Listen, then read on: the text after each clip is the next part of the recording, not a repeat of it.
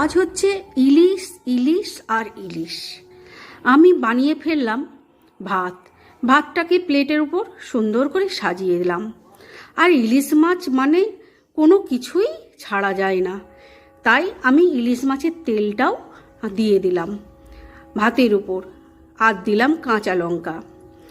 আর সাথে ছিল ইলিশ মাছের মাথা ভাজা আর চেকা ভাজা, আর ছিল বাঁধাকপির তরকারি। বাঁধাকপির তরকারিকে মাছের মাথা দিয়ে বানিয়েছিলাম, সেটাও দিয়ে দিলাম।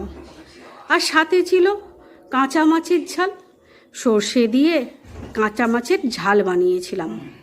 বেশ কাঁচা লঙ্কা দিয়ে, সর্ষে বাটা দিয়ে, কাঁচা লঙ্কা দিয়ে ঝাল বানিয়েছিলাম, সেটাও আমি প্লেটের ওপর দিয়ে দিলাম।